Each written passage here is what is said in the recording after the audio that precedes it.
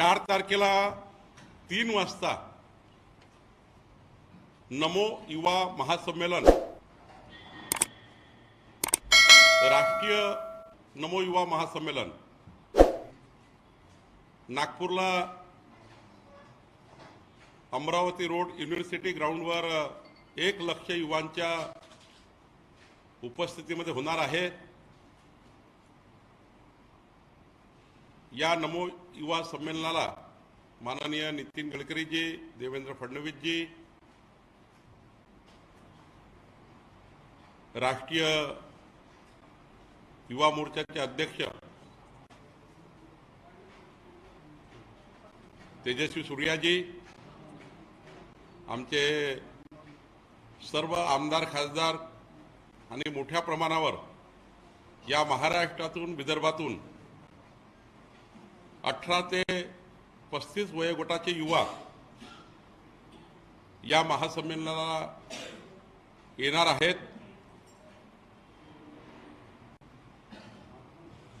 मोदीजींच्या नेतृत्वातल्या केंद्र सरकारने मागच्या 10 वर्षामध्ये या देशातील युवकांना स्किल इंडिया, स्टार्टअप इंडिया अनेक प्लॅटफॉर्म, आता युवकांच्या योजनाबद्दल तर युवकांना दिलेल्या, युवकांसाठी केलेल्या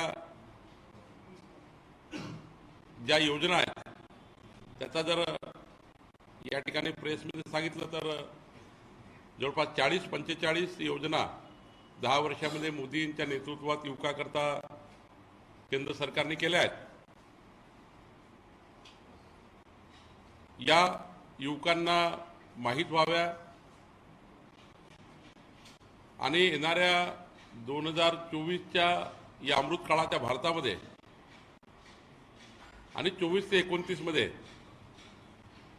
युवकांना देशाबद्दल काय वाटतं,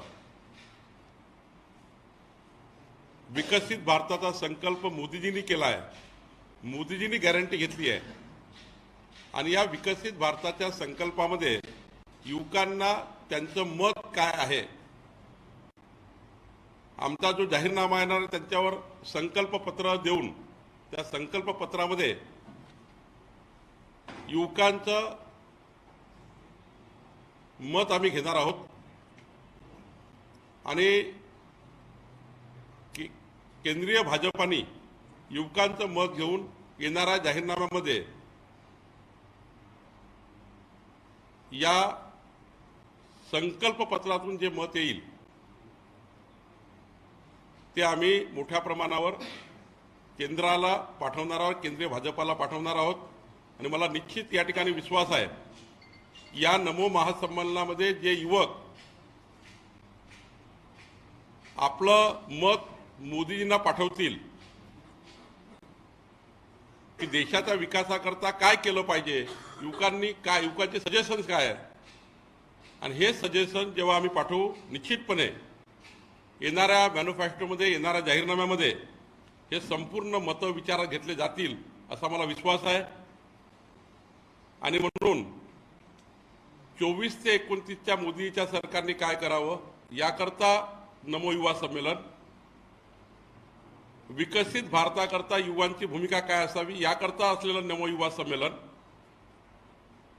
मागच्या 10 वर्षाच्या सरकारने युवकांकरता घेतलेल्या निर्णयाच्या करता त्याकरताचं युवा महासंमेलन, नमो युवा महासंमेलन आणि यातून आपल्याला देशाच्या विकासामध्ये युवकांची भागीदारी याकरताचं नमो युवा महासंमेलन असं या महासंमेलनाला नागपूरमध्ये युवकांची मोठी उपस्थिती राहणार आहे। आपल्या माध्यमातून मी महाराष्ट्राच्या सर्व युवांना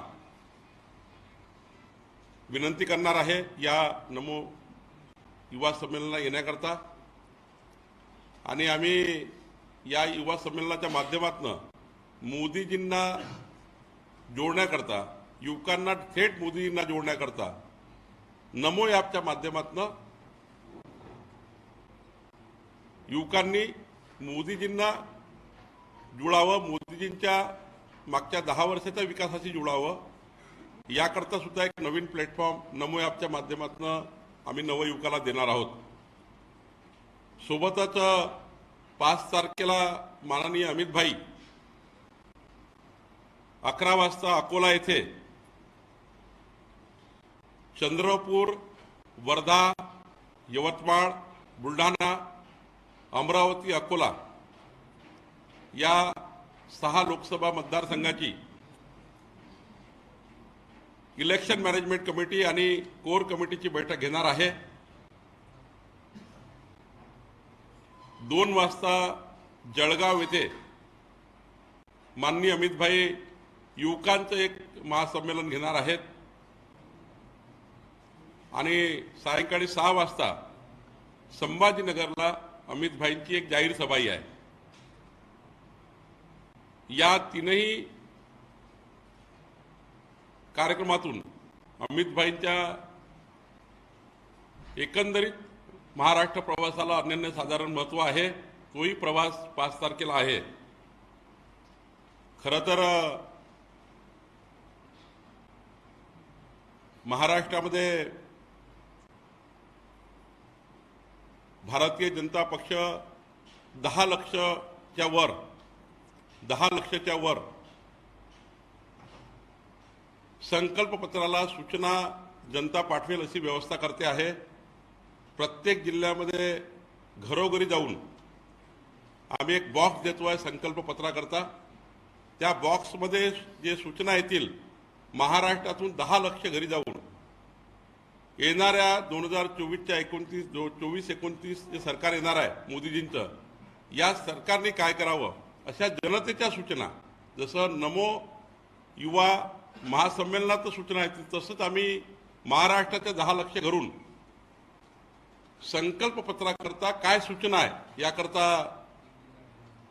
प्रत्येक जिल्ह्यामध्ये भारतीय जनता पार्टी बॉक्स आणि तो बॉक्स मध्ये ज्या सूचना येतील त्या बॉक्समधून सूचना आम्ही केंद्रीय भाजपला पाठवणार आहोत।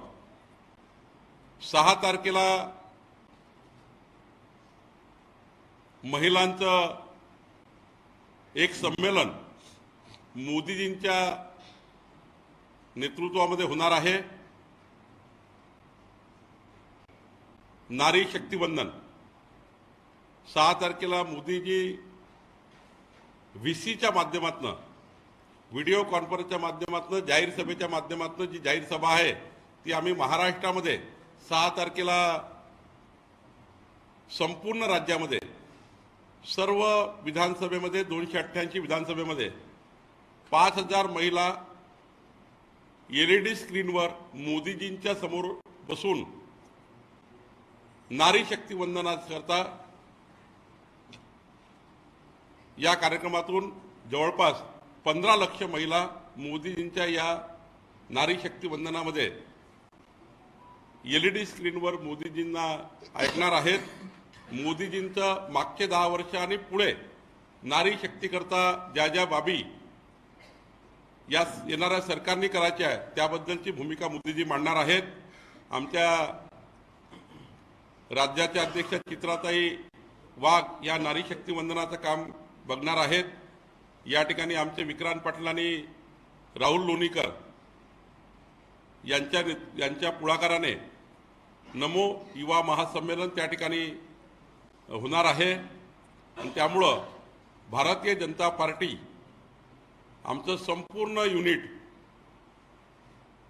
लाभार्थी संमेलनाच्या माध्यमातून आम्ही ठरवलं आहे की पुढच्या 15 मार्चपर्यंत या महाराष्ट्रामध्ये केंद्र सरकार राज्य सरकारच्या योजनांचे लाभार्थ्यांच्या घरी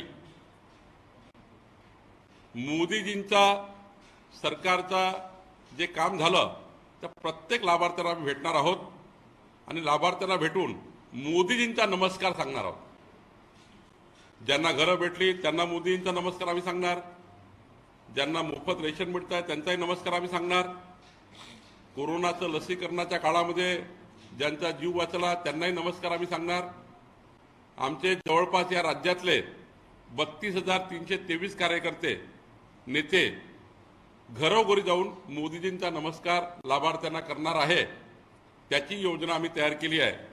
एकंदरीत या पत्रकार परिषदेचा उद्देश हाच आहे की युवा नमो महासंमेलन 4 तारखेला 3 वाजता नागपूर, 5 तारखेला माननीय अमितभाई यांचा प्रवास अकोला 11 वाजता, 2 वाजता जळगाव, 6 वाजता संभाजीनगर, 6 तारखेचं मोदीजींचं महिलांना प्रत्येक विधानसभेत 5000 महिलांना नारी शक्ती वंदन कार्यक्रम आणि 7 तारखेपासून 15 तारखेपर्यंत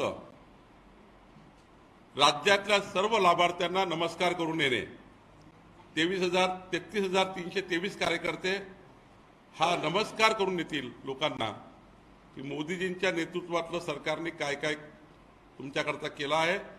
जे केलं आहे ते सांगणे आमची जबाबदारी आहे, कारण लोकांची मतं आम्ही घेतलेली आहेत.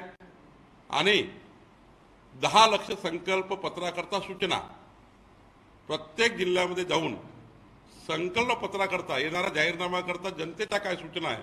आपल्याला विनंती आहे की समाजाचा महत्त्वाचा घटक म्हणून जे वृत्तवाहिन्या आहेत, जे पत्रकार बंधू आहेत, जे संपादक आहेत, आपल्याही काही सूचना असतील तर जर आपल्याला आपण दिल्या तर आम्ही या बॉक्समधून आमच्या केंद्रीय भारतीय जनता पक्षाच्या कार्यालयात पाठवू.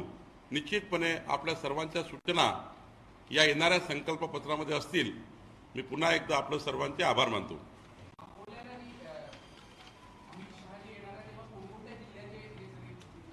मी सांगितलं, चंद्रपूर लोकसभा, वर्धा लोकसभा, यवतमाळ लोकसभा, बुलढाणा लोकसभा, अकोला लोकसभा, अमरावती लोकसभा या 6 लोकसभेचे कोर कमिटी, प्रत्येक लोकसभेला 35ची कोर कमिटी आहे आणि 36 पदाधिकाऱ्यांचा आमचा इलेक्शन मॅनेजमेंट कमिटी आहे. एका लोकसभेतनं 71 प्रतिनिधी उपस्थित राहणार आहे.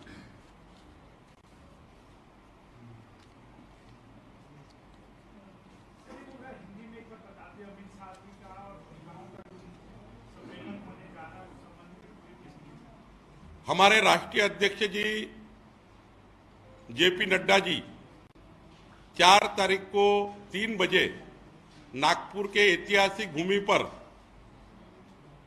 1 लाख युवाओं का नमो युवा सम्मेलन, जिसमें मोदी जी की सरकार में 10 साल में जो भी इस देश के लिए युवाओं के लिए किया गया उसका हम हमारे युवकों के सामने रखेंगे, हमारे नड्डा जी रखेंगे. और आने वाले सालों में विकसित भारत का संकल्प जो मोदी जी ने किया है, विकसित देश के लिए मोदी जी ने गारंटी ली है. विकसित भारत के लिए युवाओं का क्या मत है, हम संकल्प पत्र में लेने के लिए युवाओं का जो मत है वो बॉक्स में डाला जाएगा. और वो जो बॉक्स हमने रखेंगे वो हमारे संकल्प पत्र में लेने के लिए उसका उपयोग होगा. हर व्यक्ति को लगता है विकास के लिए हमारी भागीदारी होनी चाहिए. हर व्यक्ति को लगता है कि विकास में मेरा भी साथ होना चाहिए. हर व्यक्ति के मन में अलग अलग बातें हैं. अगर संकल्प पत्र बनाते वक्त जनता का मत नहीं लेंगे तो संकल्प पत्र अच्छा नहीं बनेगा. इसलिए युवाओं का क्या मत है, इसलिए नमो युवा सम्मेलन. दूसरा, 5 तारीख को माननीय अमित भाई महाराष्ट्र में है. 6 लोकसभा, अमरावती लोकसभा, अकोला लोकसभा, बुलढाना, यवतमाल, वर्धा, चंद्रपुर, इस लोकसभा के कोर कमेटी और हमारी इलेक्शन मैनेजमेंट कमेटी हर लोकसभा से 71 प्रतिनिधि, 71 प्रतिनिधि इस बैठक में आएंगे. ये बैठक है अकोला में 11 बजे. 2 बजे जलगांव में एक सम्मेलन है युवाओं का, जो उत्तर महाराष्ट्र का सम्मेलन होगा. 6 बजे संभाजीनगर, जालना और शिरडी और नगर लोकसभा, 4 लोकसभा का एक जनसंवाद रैली होगी 6 बजे संभाजीनगर में. ये हमारे महत्वपूर्ण कार्यक्रम है. 6 तारीख को हम नारी शक्ति वंदन ये कार्यक्रम के माध्यम से मोदी जी हर विधानसभा की 5000 महिलाओं को, महाराष्ट्र में 15 लाख महिलाओं को नारी शक्ति वंदन के माध्यम से संबोधित करेंगे. हर विधानसभा में एक एलईडी स्क्रीन लगाकर हम 5000 महिलाओं को जोड़ेंगे. हमने निर्णय लिया है 7 तारीख से 15 तारीख तक इस महाराष्ट्र के 33,323 कार्यकर्ता नेता 288 विधानसभा में जाएंगे और मोदी जी के 10 साल के जो लाभार्थी है उनको हम नमस्कार करेंगे। मोदी जी का नमस्कार कि मोदी जी ने आपको नमस्कार भेजा है, आपका बहुत बहुत धन्यवाद। क्योंकि जब हम मैनिफेस्टो तैयार करते हैं, हम काम करते हैं, तो हमारी जवाबदारी है जनता का वोट लेते हैं तो जनता को हमने क्या किया है ये हमारी जवाबदारी होती है। वोट लेने के बाद जनता को बताना, वोटों का कर्जा हम लेते हैं तो वो कर्जा हमने कैसा वापस किया है वो भी बताना हमारी जवाबदारी है।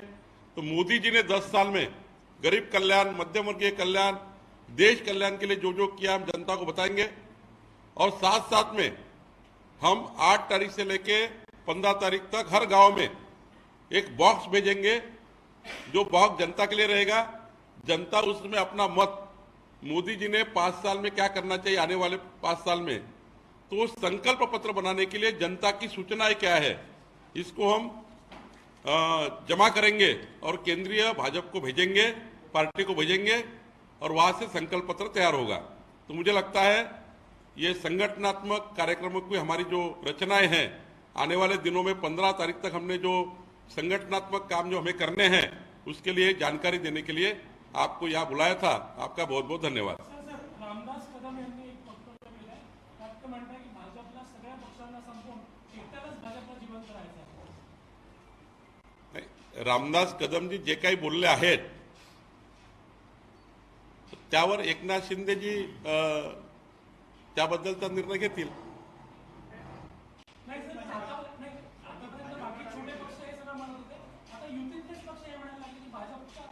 रामदास कदमांचं मत म्हणजे काही महायुतीचं मत नाही आहे, त्यांनी आपलं व्यक्तिगत मत मांडलं आहे आणि व्यक्तिगत मत मांडण्याचा अधिकार आहे। शेवटी महायुतीला कुठेही डॅमेज होणार नाही याची काळजी सर्वांनीच घ्यायची आहे, पण एकनाथ शिंदेजी याबद्दलची दखल घेतील। मी वारंवार सांगतोय की सहकारी पक्षांना ज्या पद्धतीने भारतीय जनता पक्षाने सांभाळलं, कधीही कुठल्याही पक्षाने एवढा सांभाळ लहान पक्षाचा केला नाही।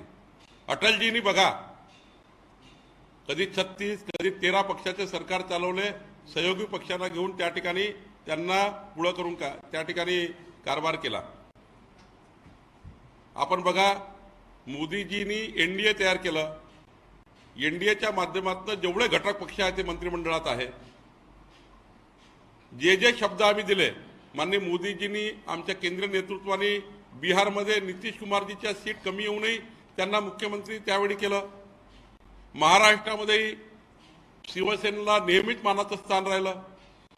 जे जे घटक पक्ष आमच्याकडे जेव्हा देवेंद्रजी मुख्यमंत्री झाले तेव्हा देवेंद्रजींनी एनडीएच्या सर्व घटक पक्षांना, मग सदाभाऊ खोत असतील, आपले महादेवराव जानकर असतील, यांना मंत्रिपद दिले। आमच्याकडे घटक पक्षांना जेवढा मान आहे तेवढा मान कधीही कुठल्या पक्षाने दिला नाही। काँग्रेस पार्टीने घटक पक्षाला संपवलं, आम्ही घटक पक्षाला प्रचंड ताकद दिली, प्रचंड मान सन्मान दिला। आमच्या केंद्रीय नेतृत्वाने घटक पक्षाला कधीही मागे टाकलं नाही आणि पुढेही आमच्या एनडीए मधल्या सर्व घटक पक्षांना मोठं स्थानात राहील, कधी लहान स्थान मिळालं नाही, महाराष्ट्रातही मिळणार नाही।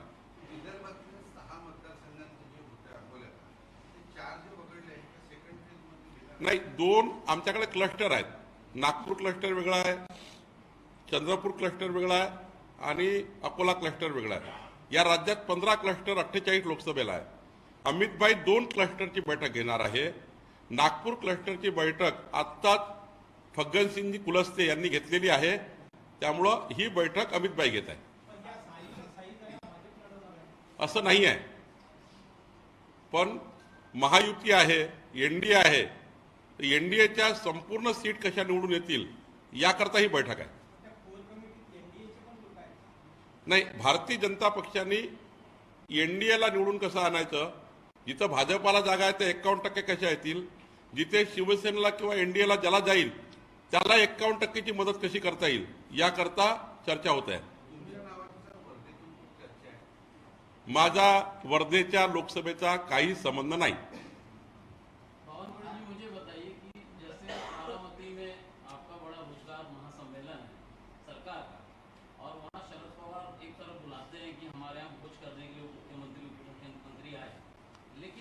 क्या लगता है आपको कि शरद पवार इस वक्त मतलब हाशिए पे चले गए हैं? क्या लगता है आपको कि सुप्रिया सुले और जिस तरह से शरद पवार राजनीति कर रहे हैं और सुमित्रा जी के खिलाफ जिस तरह से बयानबाजी लगातार सुप्रिया सुले कर रही, तो क्या लगता है शरद पवार इस बार वाकई हाशिए पे चले गए राजनीति? नहीं, मुझे ऐसा लगता नहीं है। भोजन का निमंत्रण देना, शरद पवार जी जो बारामती जाते हैं, जो भी जाते हैं उनको निमंत्रण देते ही है, उनके हमेशा ही निमंत्रण रहता ही है। उन्होंने मुख्यमंत्री उप मुख्यमंत्री आए तो उनको निमंत्रण दिया होगा, लेकिन महासम्मेलन जब है इतना बड़ा, सॉरी जनता के लिए इतना बड़ा, वहाँ पर रोजगार मेळावा और सरकार की सारी योजनाओं को लेकर जितना बड़ा काम वहाँ पर है, तो मुझे लगता है कि मुख्यमंत्री जी ने उनको कहा है कि हम निश्चित रूप से आएंगे, लेकिन इस बार कार्यक्रम की व्यस्तता देखते हुए आज नहीं आ सकते, लेकिन कभी ना कभी तो आएंगे, ऐसा मुख्यमंत्री ने कहा है। 4 तारखेला होणाऱ्या संमेलनामध्ये कुठेतरी ते आहे नवनीत राणा प्रवेश करतील अशी चर्चा आहे, काय आहे? नवनीत राणा आणि आमच्यासोबत सहकारी सर्वांना आम्ही बोलवलं आहे, त्यामुळं पक्षप्रवेशाचा कुठलाही सोहळा नाही।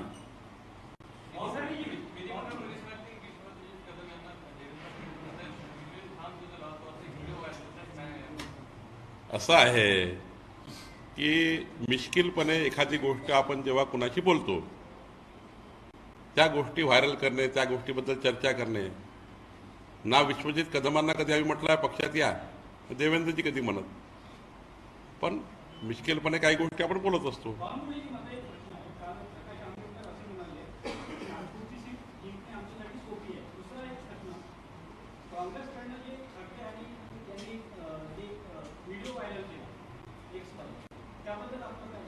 अत्यंत खोटारडेपणा आहे।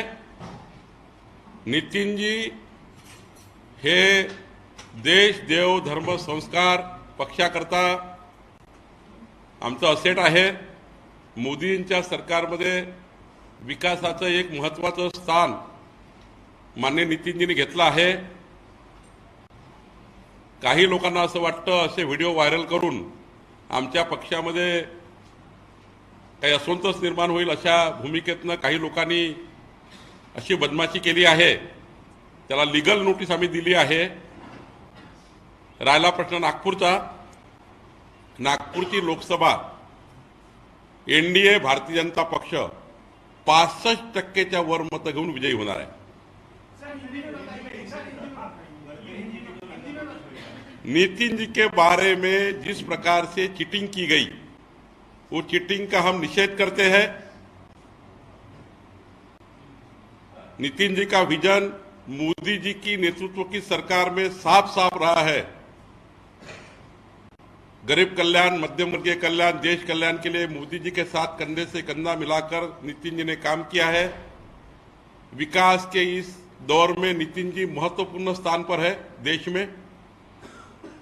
देव, देश, धर्म, संस्कार, संस्कृति के लिए नितिन जी ने जीवन भर काम, पार्टी के लिए, विचारों के लिए, संस्कारों के लिए काम किया है।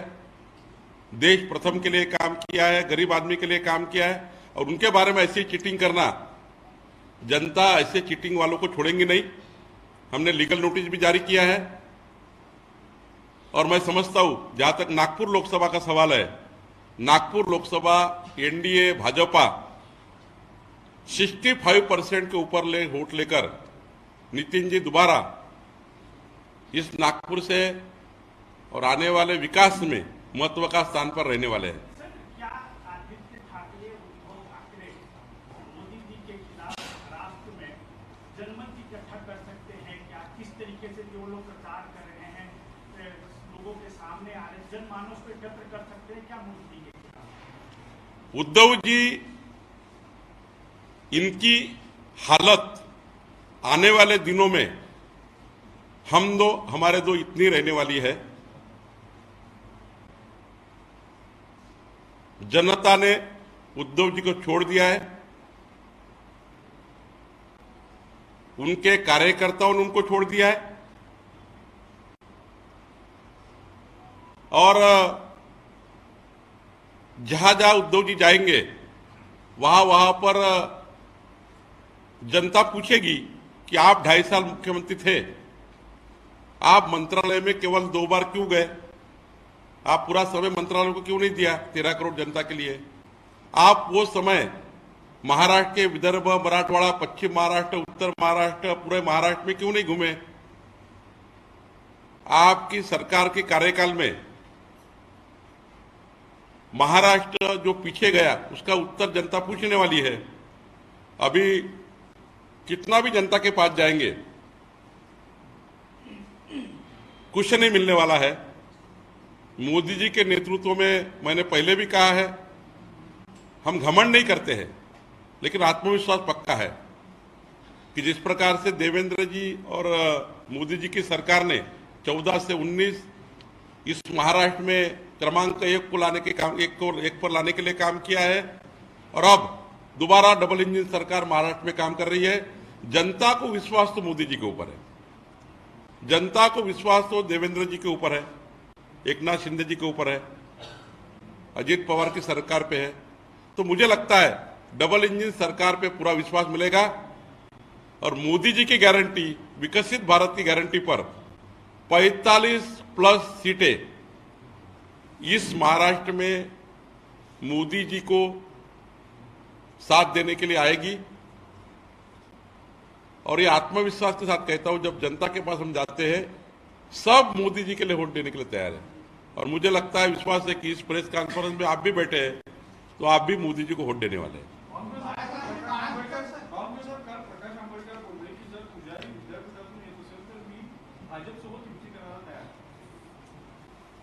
प्रकाश आंबेडकर जी काय बोलले हे मला माहिती नाही, पण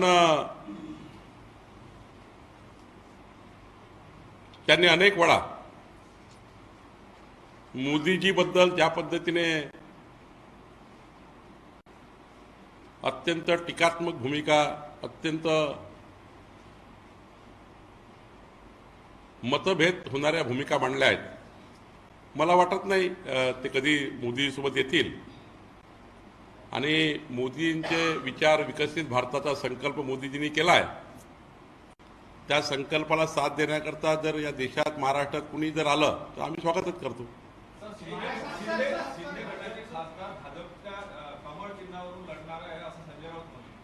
खोट्या बाबी आहेत, खोटारडेपणा आहे। एकनाथ शिंदेजींचे सर्व खासदार हे धनुष्यबाणवरच लढणार आहे।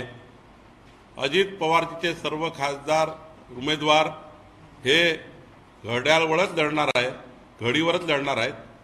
त्यामुळे कोणी असा संभ्रम तयार करणे हे कन्फ्युजन निर्माण करण्याकरता करतायत।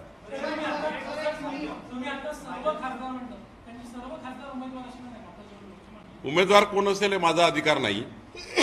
भाजपचे उमेदवार आमचं केंद्रीय पार्लमेंटरी बोर्ड ठरवेल, एकनाथ शिंदेचे एकनाथ शिंदे ठरवेल आणि अजितदादाचे अजितदादा ठरवेल, त्यांचा अधिकार आमचा नाहीच आहे।